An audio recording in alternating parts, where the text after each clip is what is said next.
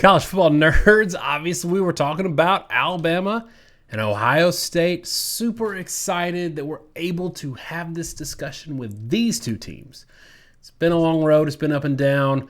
We've got a lot of content coming at you in two videos, and I'm going to kind of set the stage for you. But first, obviously, like and subscribe helps us out a ton. We had a couple people, again, ask us if we'd start a Patreon, and really what we're telling y'all, if you want to help us out, the number one way you can do it is just share us on your local platform. If it's Twitter, if it's Facebook, if you're on an 11 Warriors, if you're on, an Ohio State Rivals, Bama Online, those kinds of places, sharing our content there helps us out a whole lot.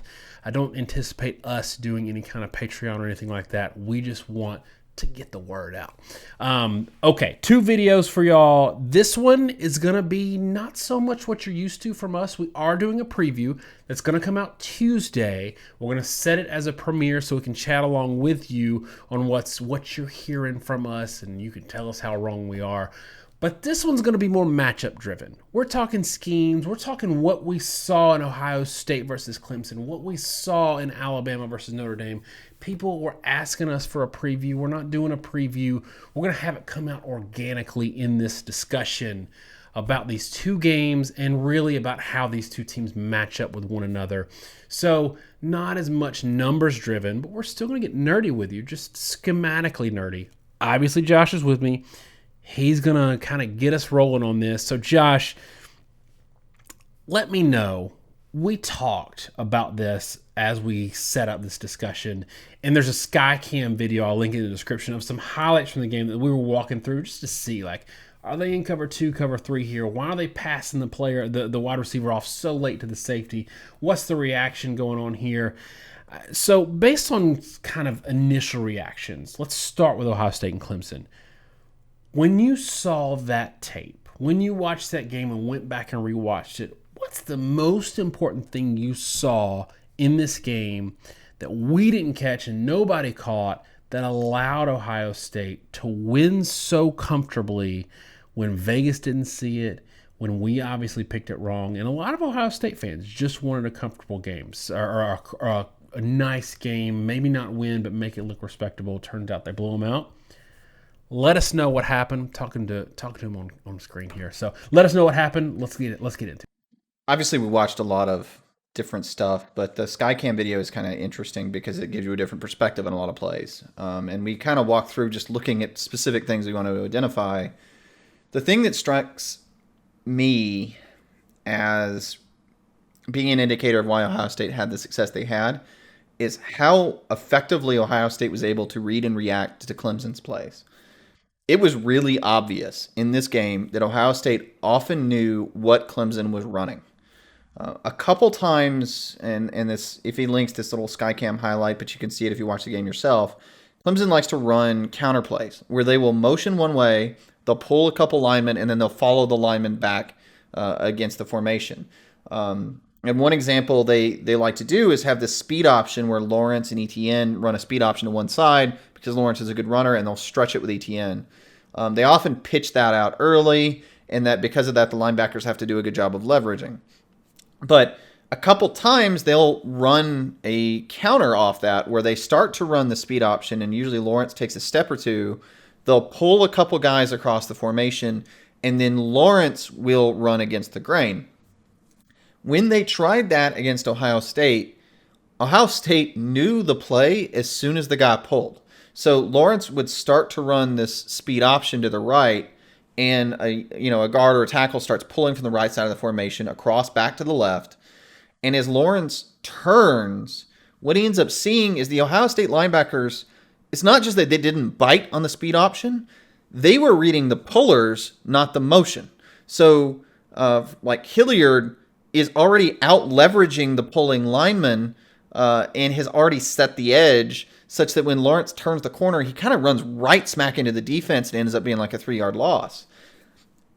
It's really hard, as a defender to read that kind of play immediately if you don't know what's going on. If you don't know from watching film that when they run any sort of a sweep play and you see a guy pull from that side of the formation, it's actually going to turn into a counter so I need to move across. And the fact that on those plays, if you watch it, Ohio State really never has a single false step. They follow the pullers the entire way at the snap. They are moving opposite the ball motion because they know it's a counter before the guy even turns. That's what turned those from a positive play to a big tackle for loss. And I'll contrast it with another one. If you watch the Oklahoma-Florida game, Oklahoma just destroyed Florida on the ground early. And they did it actually with a very similar play. Now, they don't use the quarterback on that counter concept. They can with Rattler, but they usually, it's more of like a sweep, but as they move, the running back cuts back across the quarterback and he hands off, but it's the same basic sort of outside power with a lead. And in Florida's case, they clearly didn't watch film. I mean, like they talked about, they practiced 3 days, they had backup linebackers, whatever. I mean, I'm not giving excuses. I'm just making the point. When they played it, they read motion. And the pulling guys get completely outside the formation. They get outside the defensive end, and they're able to wall off a lane where Stevenson ripped off 20-plus yard runs where he wasn't getting touched until 20 to 30 yards downfield. So I'm giving that as an example to say that's the difference between what happened to Florida and what happened to Ohio State. And as much as a lot of it's physical and getting off blocks, do not underestimate how much of it is mental and their ability to understand what was going on and react appropriately to the play. There's two things here from what you just said. On one side, it's great that Ohio State is able to execute mentally and physically in this game for things that they prepared for. It reminds me, I'm going to talk about it again. We've talked about it a lot anecdotally with both of these fan bases, 2018 Alabama versus Clemson. That game was won for Clemson and lost for Alabama before they ever set foot on the field. Alabama was completely outcoached in that game, and it had very little to do with the plays that were called during the game. It was the keys and tells and the simplistic nature of Loxley's offense, and maybe, as Ohio State fans like to note, maybe a little sign stealing going on. Whatever it was, and the fact that they had an easy opening round opponent, they got to prepare early for Alabama while Alabama was playing that tough Oklahoma offense. Whatever it was, they knew what was coming before it came to them. On the flip side, if I'm an Alabama fan, I'm thinking, okay, that's great, because Ohio State's not going to be afforded the same luxury of prepping way early for Alabama. In my mind, that's why they look bad against Northwestern, was because in my mind, I'm impersonating an Alabama fan, what they're thinking. That's why they look bad against Northwestern, because they've been prepping for them a month. They knew, they circled this. This is their locker room scoreboard game. They were going to win this game regardless. And it was, they're going to put it all on the line, put their chips in the middle of the table. They were able to do that, and it's great for them, but it's a different animal preparing with only 10 days to prepare for this Sark offense. So if we're putting one in the positive for Alabama column, or maybe the hope for Alabama fans column, is it that maybe Ohio State was artificially good against Clemson because they got to prep a little more and knew what was coming where they won't for Alabama? I think the hope for the Alabama side there is that you're not Clemson. And as far as the mental stuff goes, it says a lot about the players that they don't make mistakes. It says a lot about the players that they make the right reads, that they're preparing properly. But the preparation that was done for Clemson's offense and defense is not going to translate to Alabama. You do have to run different schemes. You do have to practice different tells. Alabama offensively is very different. Schematically, they don't run the quarterback. They are a lot more vertical than Clemson is in a lot of ways. Their offensive line's a lot better. And then on the defensive side of the ball, I mean, you mentioned this too, I think Ohio State realized they had a lot of advantages with how Clemson matched up in the secondary, and they were able to exploit that to a great extent. There were a couple big plays, one early to Garrett Wilson. Later on, they hit number 6 deep over the field. And I'll let you're probably even going to want to follow on this. It's amazing how bad Clemson was in the second level on some of those, and a lot of it came down to the fact that the corners couldn't win in man coverage. They got whipped. But when you play Alabama, one, offensively, obviously it's completely different, and I don't just mean quality wise. I just mean it's a different offense. So those keys, tells, practices, just you got to start from scratch. But even on the offensive side of the ball, where the offense does have the ability to dictate coverage, Alabama is very, very different than Clemson. Alabama is going to play a lot more man coverage. The safeties are way better than what I just saw from Clemson in that game. And a lot of what Ohio State was able to do was really exploiting the fact that Clemson's trying to run early on there was some man, and like Kendrick got whipped deep and the other corners were getting consistently beat. So they started rolling out a lot of cover three, a lot of three deep zone, because they couldn't stay in man coverage. Alabama's corners, certainly their outside corners are better than anyone Clemson has. Their safeties are both better than anyone Clemson has. And I would say their linebackers are probably better in coverage than anyone Clemson has. They're going to play more man. They're going to keep safeties over the top, and you have to scheme it differently. So I will say from that, as much as Ohio State showed athletically that they're able to control the line of scrimmage, it's a positive that the receivers were able to get open. They blocked well. They caught passes. They're very fast. It's hard for me to take a lot of the matchup stuff because I feel like it's almost an entirely different game just because the strengths and weaknesses of Alabama and Clemson, they're just very, very different teams. All right, so if we're going to do a positive for Alabama in terms of what we've seen on the field, this Alabama-Notre Dame game, and I don't know if you have the numbers ready, but we went back and rewatched the game and looked at the advanced metrics and what Bill Connolly had to say about the game in terms of how Alabama actually controlled the game. 31-14 doesn't look like a blowout. Alabama was never going to be pressured by Notre Dame in this game. They were never not going to win the game. So they took a different approach in how they played this game. Lack of verticality was intentional. The efficiency was great, but then they started to throttle back at the end of the first half because Saban knew exactly what he needed to do to get the win, and there's no style points in the playoffs. You win by 1 point and you advance. So not only just to not show tape to Ohio State to prepare for, give them something to prepare for, but like keeping your players, safe and healthy and putting guys on the bench early or just not doing anything super risky. I think there was a lot there, and I think it bears out in the numbers. So if you have them ready, I know I'm putting you on the spot, but if you have them ready, maybe get us into some of the numbers that Bill Connolly showed and maybe some of the other advanced metrics to show that Alabama really did dominate this game, maybe in a similar fashion that Ohio State did with Clemson. I do actually have those numbers for once. The first point I'll make here is you have to understand play count, tempo, number of passes thrown grossly affects the way that games flow. Ohio State played 13 possessions, and they had 72 offensive plays. Alabama had 8 possessions and 55 offensive plays. So when you look at the final score, Ohio State essentially had the ball 5 extra times. And if Alabama had played their starters, for the equivalent of Ohio State, like an extra 3 or 4 series, they would have hit 40 points. I don't think people feel like if they got the ball 4 more times, they wouldn't have scored 2 more touchdowns. So the first thing you have to understand is just the Ohio State-Clemson game was much longer than the Notre Dame game. And the clearest factoid of that is at the 7th possession of the game, Ohio State was leading 35-14. Alabama was leading 31-7. The Ohio State game was actually closer, a 21-point game, than the Alabama game, which was a 24-point game at that point in time.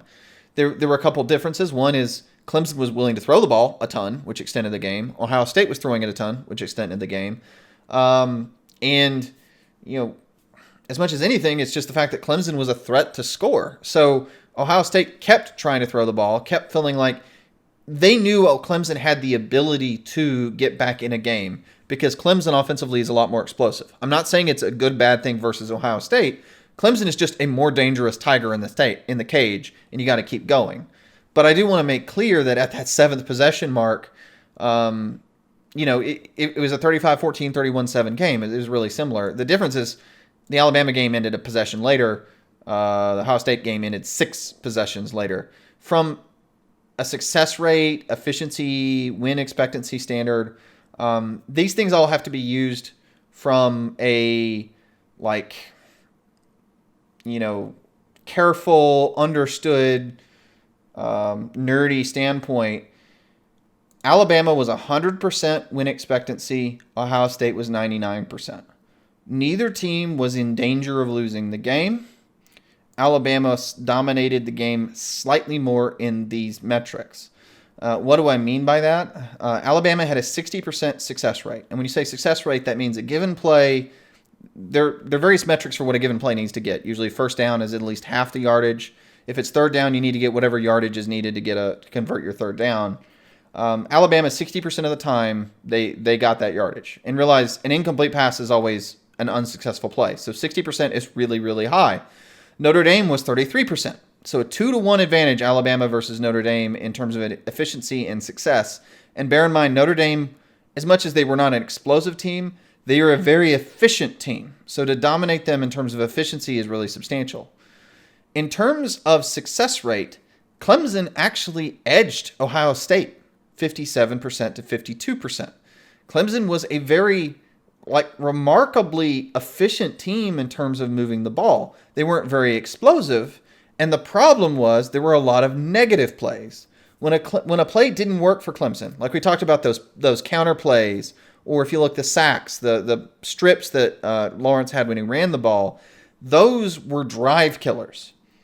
And Ohio State dominated that game in score in large part because they were able to generate explosive and negative plays. But while that's flashy and shows up, don't underestimate the fact that Alabama, they came out in the first quarter and they were 92% successful.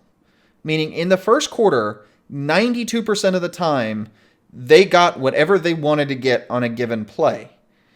And once they'd come out and sort of pounced on them, they kind of sat on a lead. They played vanilla. Notre Dame was being marginally efficient.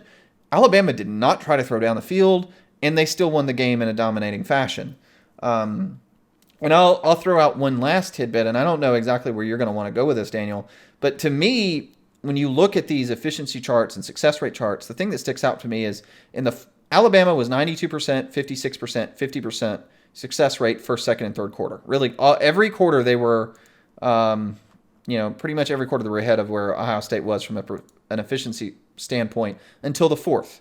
25% efficiency in the fourth quarter because they had their backups in and they weren't trying to score. And on the flip side, the interesting thing to me about the Ohio State-Clemson game is both teams were quite efficient overall. Ohio State was a lot more efficient in the first half actually than the second, but Clemson had a second quarter where they were 25% efficient. And my takeaway from these two games was it was very, very different. Alabama was anaconda, slow death, to me, almost shockingly, in a manner they apply to teams that they know they're going to win. And Ohio State came out throwing haymakers, knowing justifiably Clemson is a much more dangerous team than Notre Dame. And where they won that game was a second quarter where they got generated a lot of negative plays. They hit some bombs, and it was a 21-0 second quarter that basically put the game out of reach because they had a 3-score lead. And from there, they continued to try to score to make sure that it didn't close. But very, very different ways to reach the same result. And if you feel like one was more dominant than the other, I think you're falling a little bit into the trap of the scores and the yardage. In terms of a lot of the advanced stats, it was more just that Alabama won in a more boring fashion. But that boring fashion was about as dominant as you can do on paper. So you touched on it, right? These are two totally different opponents. We saw what Clemson did to Notre Dame, so Alabama did have the luxury of not really having to come in and take any risk and throw any haymakers. So I think Ohio State would have done something similar had they faced Notre Dame in the opening round. So that's it's not a good or bad. It's just different. You have to take some of those risks when you're playing Clemson, even if they're not as good as they have been in the past. They're still Clemson. To keep this from being just a review of the two games combined in a single clip, I want to talk about the matchups offensively for both of these teams. I'm going to take Mac Jones. I'll have you take Justin Fields. And we can frame this with scheme and receivers and such. I've seen a lot of Ohio State fans say they're not as concerned with Mac Jones as they were with Trevor Lawrence because Mac Jones doesn't run the ball. And I get it because on one hand, there's always that concern of having a guy in 3rd and 8 and him just breaking off a 9-yard run and keeping the drive alive. It's always a concern. The other side of this, though, is on 3rd and 8, having to defend Alabama's scheme, having to defend not only Devonta Smith, but Najee Harris in the pass game, having to defend really across the board a far better set of skill players than Clemson's got. And this is not something we're surprised about. We touched on the preview, and when we said it, pissed off Clemson fans all year long saying you don't have the skill players that you had 2-3 years ago. This is going to be a real challenge for Ohio State, I think, because they didn't have to devote mental resources or see themselves stressed on the edges like Herb Street kept saying that Clemson was going to do, because Clemson didn't have the players to really stress them. Alabama does. So for all of the concern for a running game and a running quarterback, throwing the ball is still more efficient. NFL is still a pass-first league for that. They've got all the skill players in the world, and what do they do with them? They throw the ball. So I think from that standpoint, if Alabama's offensive line can hold point, which is another question, Ohio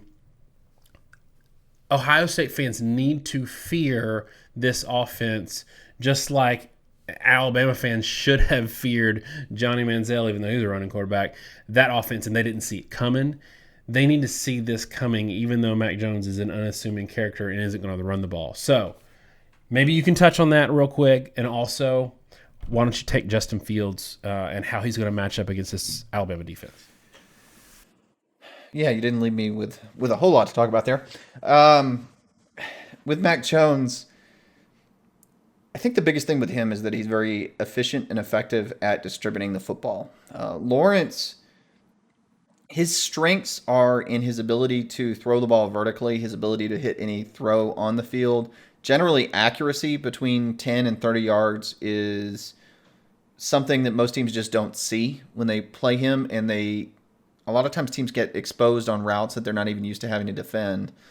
But where Lawrence actually struggles a little bit is his ability to quickly read a defense, react, and get the ball out. He has a little bit of a looping release, which I've always wondered why people don't make a bigger deal out of that. He starts with the ball low and then winds it around and flicks it. Tremendous velocity, but it's like if you watch Peyton Manning versus him, you'll find that Manning's release starts at the head and it's a lot faster. He also just doesn't read necessarily where he needs to go out quick. Mac Jones is much better reading a blitz and getting the ball out fast. His release might actually be a little bit faster than Lawrence's. He does not have the velocity Lawrence has. He can't make some of the point throws Lawrence makes. But in terms of his ability to just consistently get the ball to someone and let him make a play, I do think Mac Jones is actually a good bit better than Lawrence at this point in their careers. And like you're saying for Ohio State, a lot of what happened in that game involved Clemson's just general inability to get the ball to someone to try to let them make a play. Cornell Powell had 8 receptions for 139 yards. That's a good day receiving 2 touchdowns. Amari Rodgers never really got going. Travis Etienne really didn't get going a whole lot. And you can talk about why that is, and a lot of it's the way Ohio State played. But I never really felt like Lawrence was throwing against the blitz. I never felt like Lawrence was finding holes in the zone, because I do think those always exist. And I think Mac Jones will do a better job of that. Now, when you flip it, I think Justin Fields, his advantages are in a lot of areas where Mac Jones doesn't have advantages. I think Lawrence has an elite arm in terms of pure arm strength. He can hit, like we saw there's a long play where they hit, Ohio State hits number 6 deep, Jamison Williams, right, for a touchdown. And as the commentators even noted, that throw comes from Ohio State's own 40-yard line. It was after Fields had gotten hit. And I really think Nolan Turner, who's the safety, just didn't even assume that Fields could throw that far. The safety's 30 yards back. He starts a backpedal. And by the time Fields releases it, Williams is maybe 34 yards downfield. And he actually hits him in stride, which means you got to throw at 60. I don't think Clemson realized or thought that a guy could throw that far. And so with a lot of stuff Alabama does, with a lot of man coverage, that's really hard against a guy that can chunk it like that. Because like you see a lot with the Clemson, if you go back and watch how Ohio State scored, no one in man coverage can cover a deep post against a high level receiver without safety help. And the further you can throw it, the longer you can elongate that route, the better the opportunity it gives the receiver to bend the route and get open. And the other thing I'll say with Fields that I think could give Alabama a lot of fits is his ability to throw the ball with a lot of velocity in tight windows. He made a couple throws where there was a guy that was sort of boxed out in man coverage. Alabama has always struggled with that, where guys, like a tight end boxes out one of their corners, and you just throw a hard, fast ball high and opposite the shoulder from the DB. That's a great way to beat man coverage, and Fields is really good at it. I will say this, though, and I'm kind of curious your take. I am a little concerned with Fields that he may have serious rib injury, because Fields does have a serious threat to run that could give Alabama fits because they're a man coverage team and you have to defend the quarterback a certain way. That kind of prevents them from actively rushing the passer. But if Fields is hurt, you can't think they're going to run him as much. He was not moving well. Now, their offensive line was so good that they had time, and they may well have that kind of time against an Alabama front that I don't know if they're better or worse than Clemson's, but I don't think they rush the passer as well as Clemson does. That Clemson has some serious dudes. Not that Will Anderson isn't a dude, but Clemson's got some 5 stars of their own with a little more experience. But I don't know how well Justin Fields is going to be able to move given his injury, so you may be a little more reliant on his arm than you'd like to be. I think it ultimately comes down to whether or not Alabama can get pressure on Justin Fields, because he can make every throw on the field if you give him time. And a couple of the bombs, if you go back and watch that video, he didn't even have to step up in the pocket. And that's something that Mac Jones is really good at and can neutralize a great pass rush, where if and I want everybody in this video that we've linked below to notice, Trevor Lawrence a lot of times stepped into a blitz because of the way he likes to do things as a quarterback. He likes to roll out, cut the field in half, and throw on the run almost as he's running at a receiver. And that's great if you have room to get outside and you can roll a pocket or something like that. But Cooper was, and he flashed on tape all night, was crashing that side, and Lawrence was running right into it, running into the blitz. Mac Jones steps up straight. I think Fields can do something similar. He didn't even have to. I mean, he didn't have any pressure on him all night. But to your point, and we've said this before, like, we think if he's 100% healthy, and I know he said he was, but we didn't think he was, if he's 100% healthy against Clemson last year, Ohio State wins, because that was a big part of their offense. Now, I think that we saw some, and this is where I'm a little bit concerned if I'm an Ohio State fan, is if he can't run. Yes, we saw him throwing the ball all over the yard. I don't know that he's going to be able to do that as easily, where we saw Wilson smoking people off the line. And I just don't know that we're going to see that with Alabama's secondary. If he can't run and he has to throw the ball entirely and their scheme has changed, it's a little bit scary. But Josh, let me ask you this, and we got to wind this segment down.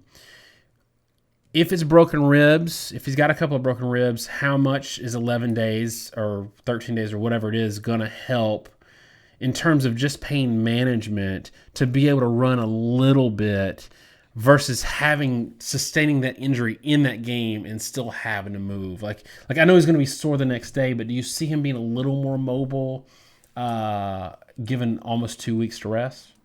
You'd think so. It depends on the injury. I mean, ribs are not a particularly fast thing to heal, frankly, and he may actually be more banged up in the Alabama game than he was in this game. Sometimes that there's a little bit of adrenaline and they give you a shot and you're okay, and then you just sort of sit on that. It makes you iffy. I know the one example I can remember actually is Alabama, oddly enough. Greg McElroy broke a rib in the Florida game, the SEC championship, and then he played Texas with a flak jacket and broken ribs, and I think they had him throw like 8 passes, or it was fewer than that in that game. Thankfully, their run game was good. But, yeah, I think the difference will be whether or not you use Fields as an active runner. I think he probably will be mobile, but it's a different game when you use Fields as a power runner, which is the thing that kind of makes Ohio State a next-level offense, versus him as a scrambler. Because you can scramble and move to evade pressure, even if you don't want to take a hit, you're avoiding a hit, and that's fine. I mean, you can roll out and slide.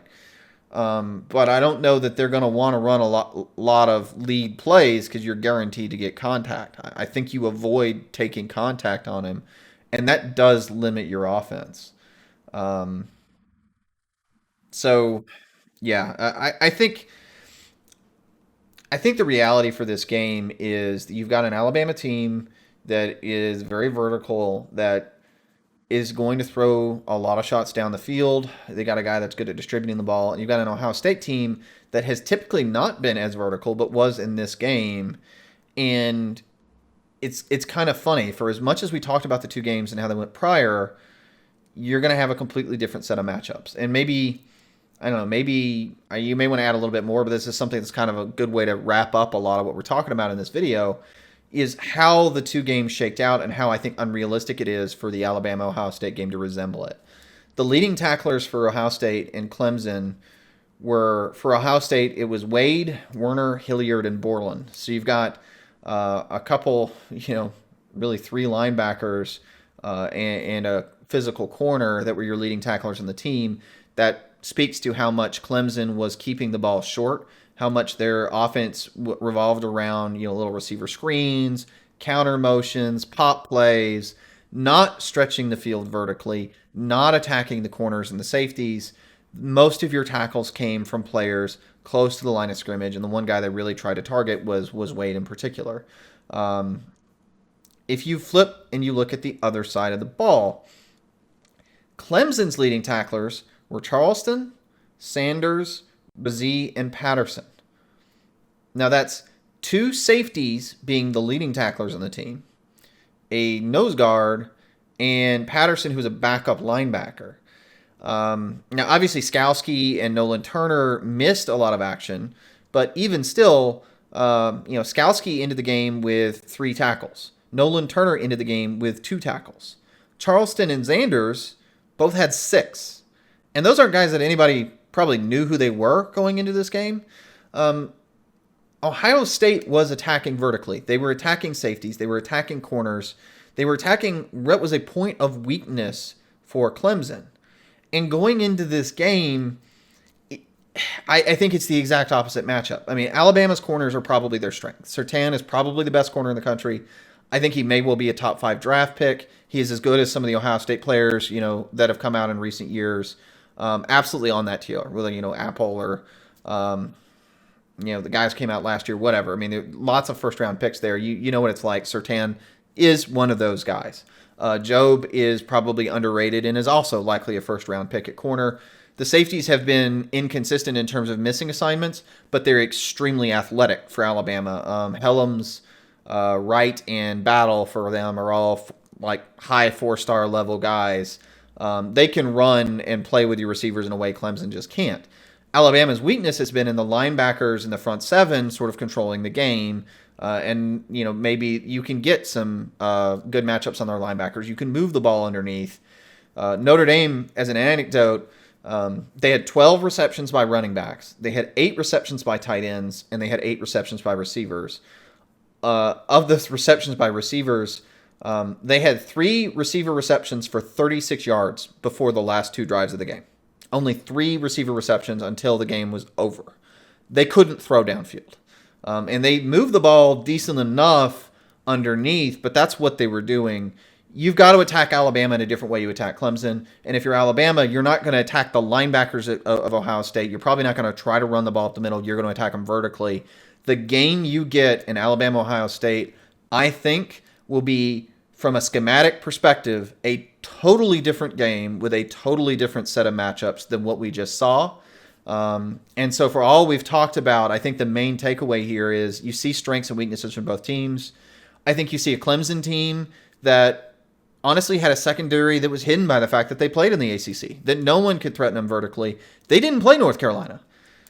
I don't think any of that matters for this game. It's a different set of matchups. It'll be a different approach, and everything's kind of reset and started over. Yeah, and Look, I think you made a good point about the secondary, and I do think, and we'll touch on this in our actual preview, there are some concerns for me if I'm an Alabama fan, having seen some other teams have running success and not high level success, just enough success to keep the sticks moving, which will put pressure ultimately on your secondary because teams are going to be able to keep you honest. To me, that's the key of the game. Really, if Alabama can't keep Ohio State from running the ball highly effectively, it's going to be an absolute nail-biting shootout, which is very possible. All right, y'all, that's it for this sort of matchups video. We are obviously tomorrow going to release the preview. If you want more of a computer model prediction, our normal cadence and discussion, that's going to be the video for that. Hopefully you made it this long for this one and you're going to watch that one as well.